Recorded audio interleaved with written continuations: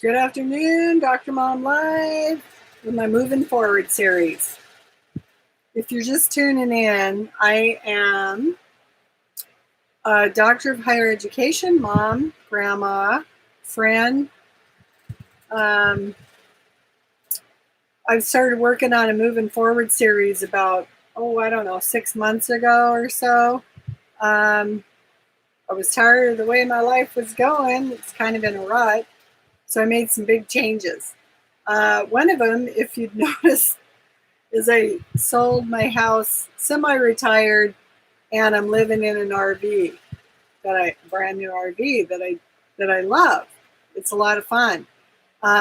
So sorry, it might be a little loud, but it's pretty nice here today, like in the 70s, and so we don't really need a lot of air, just some fans blowing on us.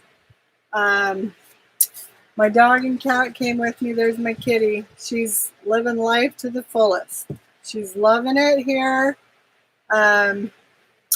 She gets to go out every day and do a little hunting. I was just noticing out the window that there's a murder of crows out there that I've been watching. That's pretty fun.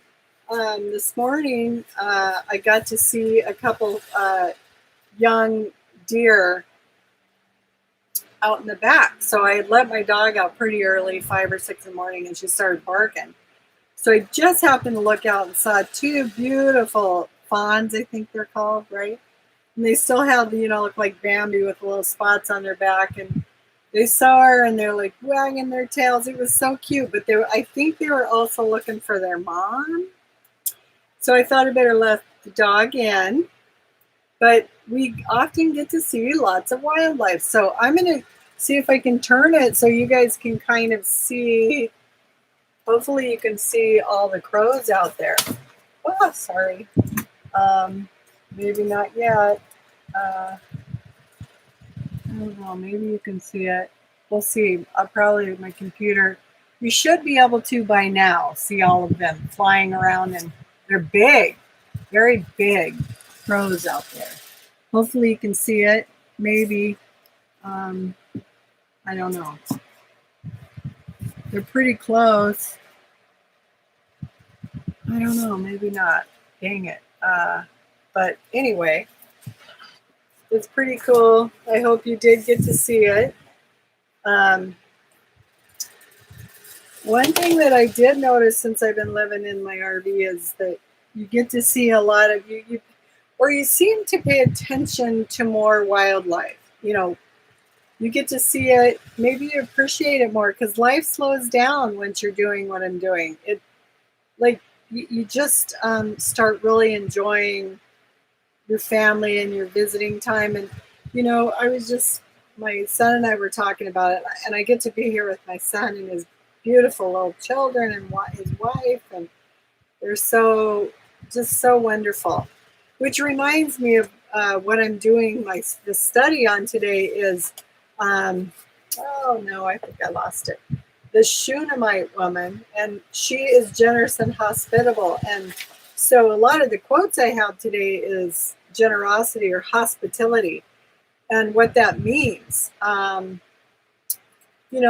son and daughter-in-law usually fix dinner, and they're so kind to fix dinner for me and things like that, and I try to help when I can. But so one of the quotes I found, let me see if I can find it again, was something like, let's see if we can find it.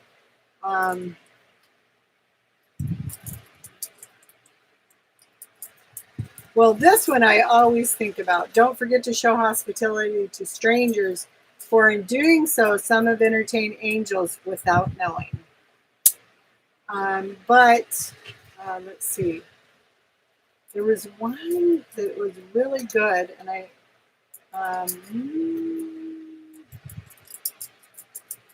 let's see if I can find it. It takes hands to build a house, but only hearts can build a home. That's really good too. But they have a lot of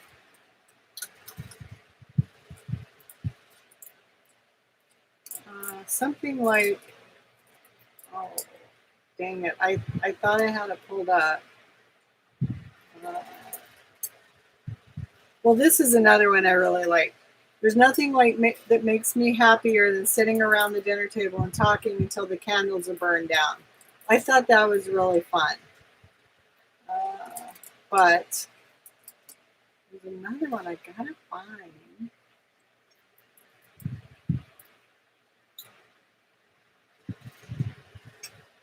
Well, this one I think you guys have probably all heard a lot. It's customers may forget what you said, but they'll never forget how you feel.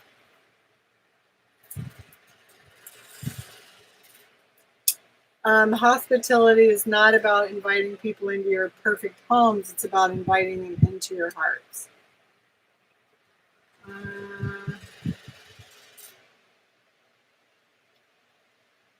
Geez, there's this one I wanted to find.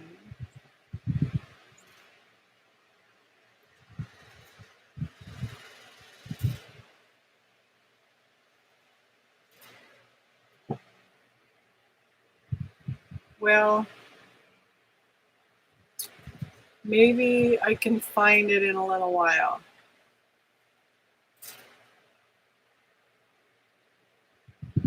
Anyway. Oh, I can't find it right now, but maybe I'll get back to it. Anyway, this one I'm doing it on today. So my Moving Forward series basically began about 6 months ago. I was really feeling stuck where I was at. I just graduated with my doctorate, and I took a influencer challenge. It was called a 21-day unstoppable influencer challenge, and I took it, and part of it was doing 100 videos in 100 days, and part of that is I did it on Facebook. I did 100 live videos in 100 days, and through that and a bunch of just really good people came on, and we just had these just excellent discussions, and through it all kind of blossomed this, I'm gonna sell my house and go semi-retire and hit the road in an RV and do a 21-day challenge on helping people move forward. Because through my trials and tribulations, and we just did one on the widow yesterday, I did go through a lot of grief. I lost my husband about 6 years ago, and I went through a big changing process on grief transition, and I'm still going through it. You never really quite get through that. You just go, you just move forward. And so moving forward is what I've been doing I've always been about that, but I kind of feel like I can help others because I have experience in it. So through this challenge, we kind of developed what we called the 3 principles: building a strong foundation in order to move forward, building a strong foundation, goal setting, and consistent professional development or self-development. All these things can help you keep moving forward in your life. It's always helped me. It took me about 20 years to get my degree, but now I'm living life. I'm living life to the fullest. I'm loving it. It did so much for me. And also, without my self-development, becoming independent and all those things, I wouldn't have been able to venture out on my own, get an RV, get to move around and see friends and family and visit and meet new people. And it's pretty awesome. So I want to be able to help others. And so that's why I'm here. And when I started getting ready to flip my house and get the RV, I knew I was going to go through some pretty wild times, getting on the road, selling the house, new adventures. And I wanted to keep this Moving Forward series going. So I kind of picked up, and some of the people in my group too, when we were studying, I kind of picked up on maybe I should do some kind of Bible study to keep me going, because it's hard to kind of think of things to talk about each day until I have written a curriculum for the series, and I've got a web page, but I've got to get all that established still.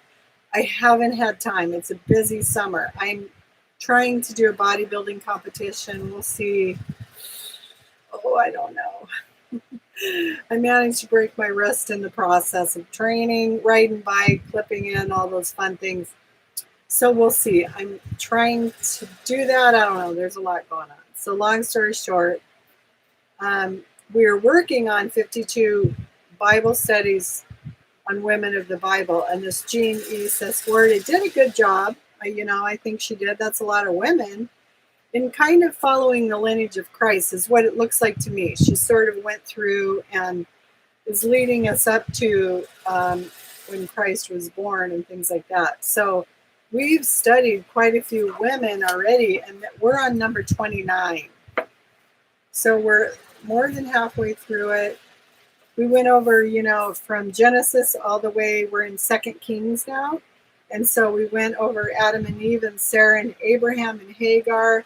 And there's just different stories to each woman that we've studied, different lessons we can learn, stories of faith, not trusting or having faith, and then what comes when you do have faith, that God rewards you. Lot's wife was one that lost her life because she didn't trust when they burned the city, and she was told not to look. She did look, and she lost her life at that time. Rebecca, Rachel, and Leah were sisters who were a little bit jealous of each other. Potiphar's wife is another one. The mothers of Moses. Remember, Moses was put in the Nile River. That was back when the Pharaoh was there was so many Israelites being born that the Pharaoh, he's like, we're going to put to death the firstborn of every Israelite. And so the mother of Moses, Jochebed, hid him in a basket in the Nile River, and the Pharaoh's daughter found him and raised him.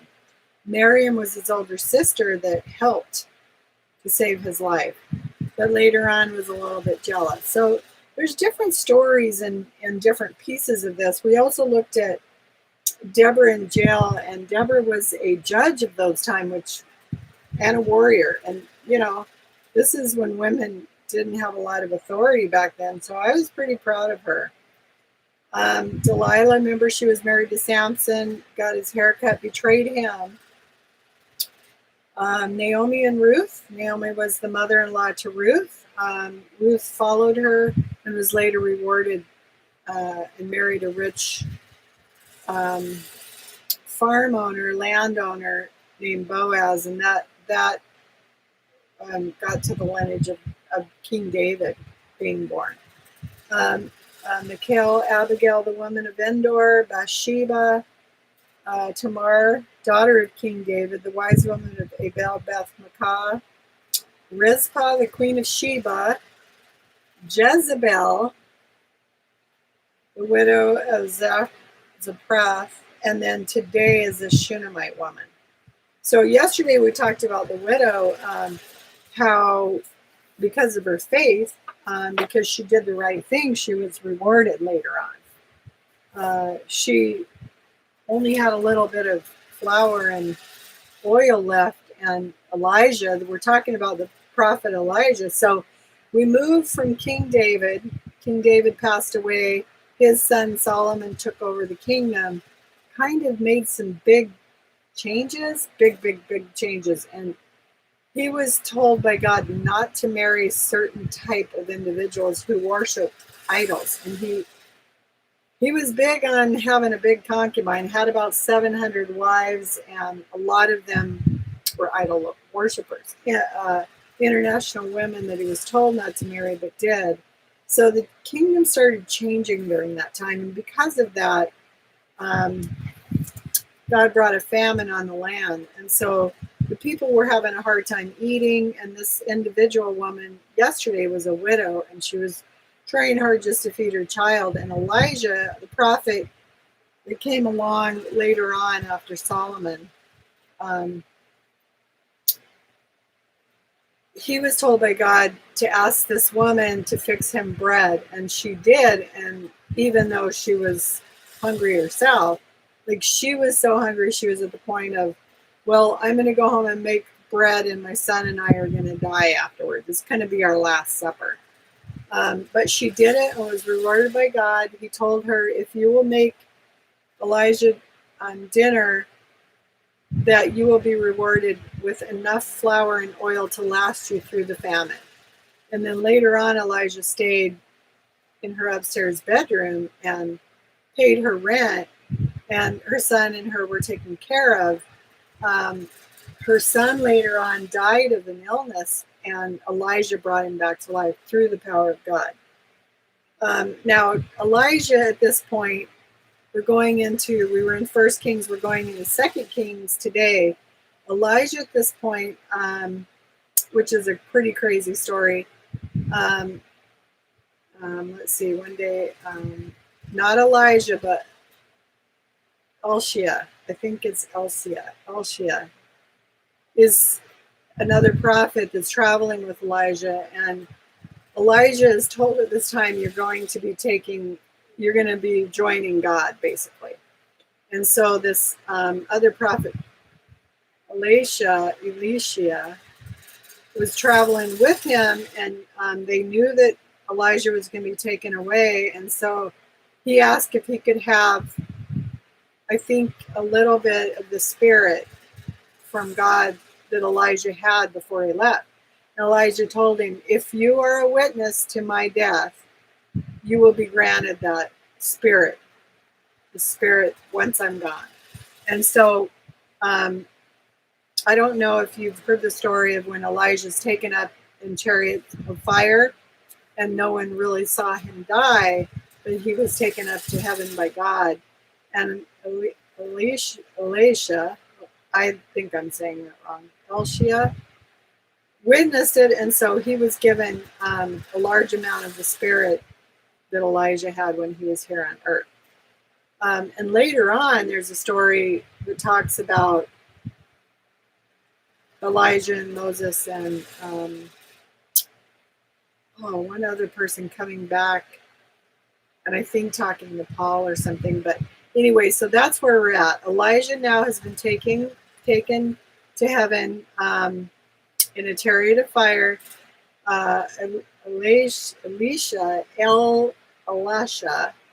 Elshia, was given his spiritual gifts, I think I want to say, and is a prophet. And so now we're in 2 Kings 4, 8 through 37, and 2 Kings 8, 1 through 6.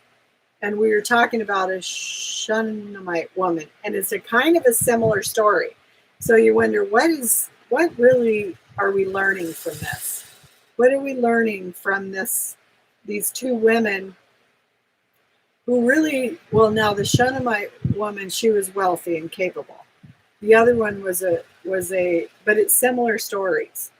The other one was a widow and had no money. This lady has a lot of money and was capable and married. So her character was generous and hospitable. She was a wealthy and capable woman who showed great kindness to one of God's prophets, Elijah. 2 Kings, I told you that. Okay, so now we're in this story, and we're going to talk about what she did and her act of faith and what it did for her. So one day Elijah went into Shunem, and a well-to-do woman was there who urged him to stay for a meal. So whenever he came by, he stopped there to eat. She said to her husband, I know this man who often comes our way is a holy man of God. So she knew that he was a man of God. Let's make a small room on the roof and put in it a bed and table, a chair, and a lamp for him. Then he can stay there whenever he comes to visit. So, in my opinion, just my opinion, she was actually helping a prophet of God's. Because sometimes, I don't know, I'm just guessing, they live on the road and don't have a lot to eat. Are they working? Probably not. So they're kind of living off the land, and she wanted to make sure she took care of him because he was a prophet of God. That's a pretty awesome, smart thing to do, right? One day when Elijah came, he went up to his room and lay down there. He said to his servant, Gehazi, call the Shunammite. So he called her, and she stood before him. That's this lady. Elijah said to him, tell her, you have gone to all this trouble for us. Now what can be done for you?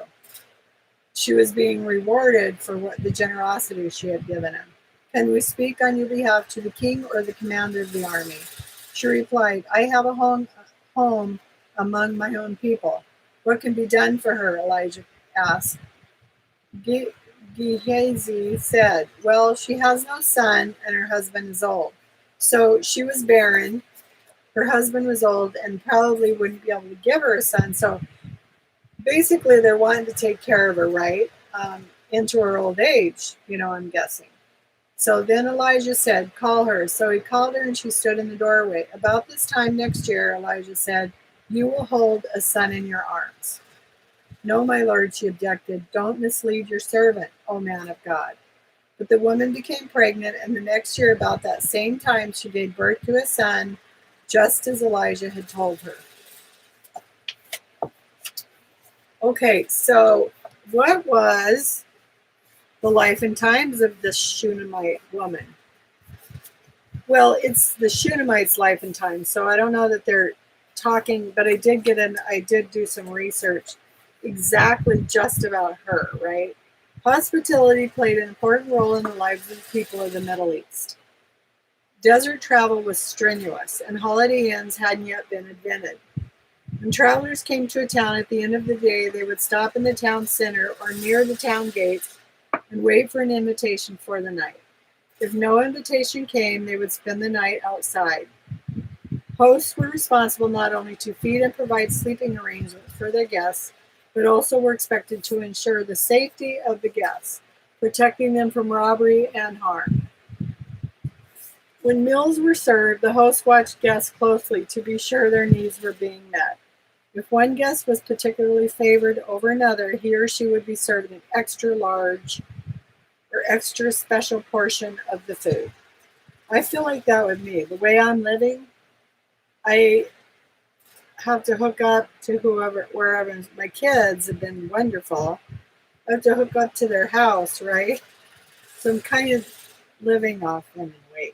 I try to help as much as I can and tell them, let me help.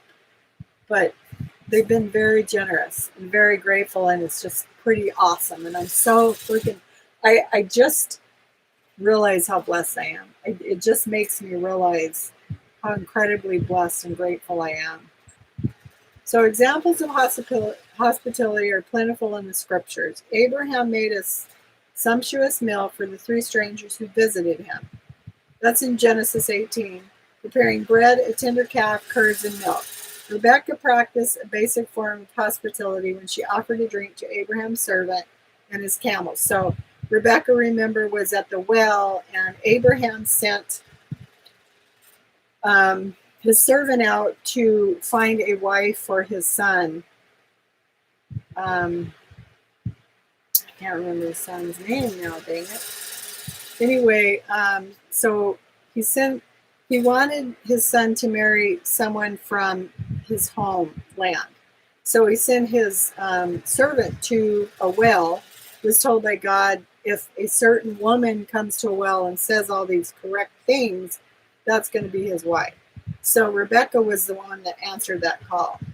And she fed drink to Abraham's servant's camels. Solomon fed everyone in his palace, plus aliens and visitors to the region. See, I didn't know that about Solomon. So there's a lot about Solomon I don't really know either. His list of daily provisions in 1 Kings 4:22 provides a picture of feeding a staggering number of people. Nehemiah not only refused to demand the food allotted to the government, he also generously fed at least 150 each day. So our life and times. 6 times the New Testament exhorts believers to be hospitable. There's no talk of fatted calves or extravagant dinners in these passages. Just a simple exhortation to make sure those around you are taken care of. As Romans 12:13 puts it, share with God's people who are in need. Practice hospitality. So that's pretty cool. As I was reading through, I started thinking about it. I was looking at quotes on it and things like that. And I'm like, I don't know if I'm the most hospitable person. I mean, I think I would be. I think I would be. If someone was visiting, I'd make them feel at home and all that. But I honestly don't like cooking anymore. So I don't know. Interesting. An interesting thought about it. But if I did see someone in need, so one of the things that I learned when I was going through my 21-day challenge was abundant living, and how if we live abundantly, and it's a pretty interesting thought. You're supposed to carry $500-$600 in your wallet. Well, I think you start with 100, and it teaches you to always have money. And sort of, it taught me my good, negative or positive connection to money. Because for the longest time, I kept thinking, well, someone's going to steal it. I never carried money in my wallet. Maybe $20. Now I carry about 500 and then 100 extra to give to somebody if I run across somebody who needs it, I'm able to give it to them. I mean, you never know. It's not like I don't want to say a needy person. I don't like that. But maybe somebody who's working really hard at a restaurant, you could give them a big tip. Who knows if they need it? I don't know. My eyelash lady, she was wonderful, and she's hardworking little mom, has kids, and she's married. But what's fun to be able to give them a little extra tip. It's fun. So if I do give that extra 100, I always replace it so I have it again, and I like to kind of look for an opportunity to give it. Anyway, I guess that's kind of, sort of, you could say that's goes along with maybe hospitality or helping God's children, right? Okay, so this is my next story about what is the story of Elijah and the Shunammite woman. So let's see if we can get more out of it. I like to try and get a little more of the history. So that's why I kind of I've been listening to, on my phone, they have this app, the Bible, and they'll read it to you. And then they also do a piece where they break down the chapters of the Bible sort of quickly. And honestly, when Solomon, King David was a favorite of God, and he was very blessed. Not that he didn't make some big mistakes, but his son Solomon really changed the kingdom and started worshiping idols and things like that. And so because of it, the blessings sort of got switched around, and the people, because they were worshiping idols, the land was barren and things like that. So I guess that should teach us something, right? So people were having a hard time during this time. So 2 Kings 4 records the account of Elijah and the Shunammite woman. The woman is described as a wealthy married woman in the village of Shunem. She had no children. We knew that. The woman got permission from her husband to set up a guest room for Elijah, acknowledging Elijah as a true prophet and holy man of God. Elijah often passed that way in his travels and stayed in the guest room. Today, many churches have well, this is interesting. I don't know if it's because of this, but today many churches have a prophet's chamber for traveling evangelists and other servants of God to stay in free of charge. Now, the church that I went to in the past usually would put them up in a hotel or someone's home. Elijah asked his servant Gehazi now how he could help the woman. Okay, we knew that. Then she was blessed with a son. So the prophecy was fulfilled and the woman had a child, but the story was not over. Several years later, here we go again, right? Here we go again. The child came down with some kind of sickness, and he died that same day in his mother's lap. She immediately left to find Elijah and ask him to come heal her son. Elijah came back with the woman to Shunem. See, here we go again. It's the same thing as the widow, and Elijah healed her son. This is sort of the same thing, but it's a different kind of scenario in this woman wasn't a widow, she was a well-to-do woman. But it shows us both times the blessings they received from God for being loyal and faithful. So now Elijah had said to the woman whose son he had restored to life, "Arise and depart with your household and sojourn wherever you can, for the Lord has called for a famine, and it will come upon the land for 7 years." Okay, sorry, I skipped some. Okay. 2 Kings 4 describes what happened next. When Elijah came into the house, he saw the child laying dead on his bed. So he went in and shut the door behind the two of them and prayed to the Lord. Then he went up and lay on the child, putting his mouth. Now, I don't quite understand the significance of this, but putting his mouth on the child's mouth, his eyes on the child's eyes, and his hands on his hands. As he stretched himself upon him, the flesh of the child became warm.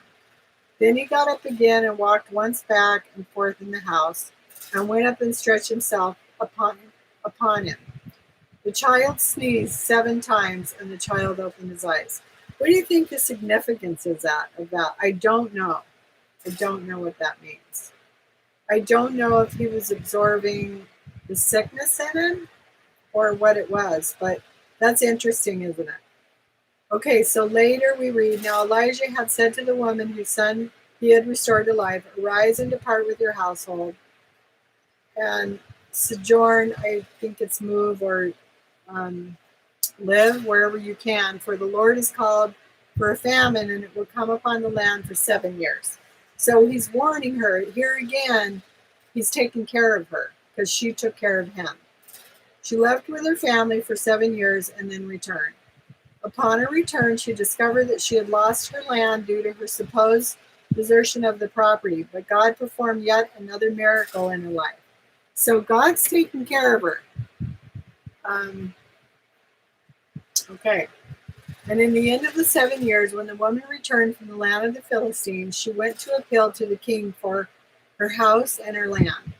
Now the king was talking with Gehazi, the servant of the man of God, saying, "Servant of Elijah, tell me all the great things that Elijah has done."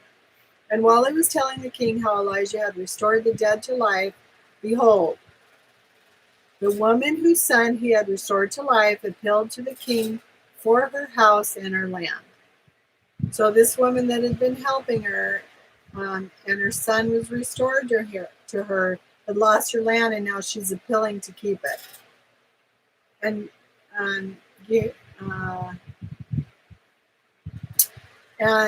Gehazi said, "My lord, O king, here is the woman, and here is her son, whom Elijah restored to life."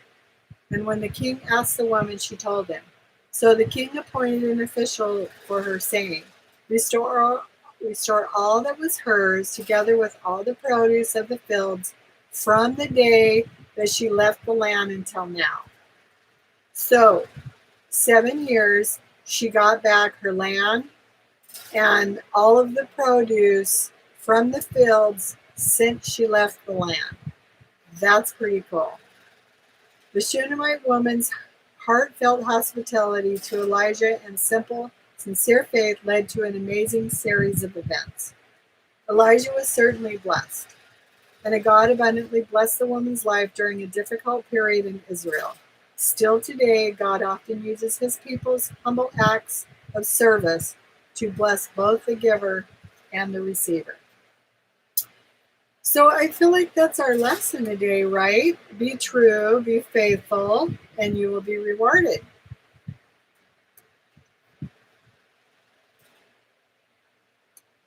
And I keep forgetting my devotions book in the other, dang it, darn it, I don't think I have it with me. I really miss reading the devotions, but okay, anyway. So that's it.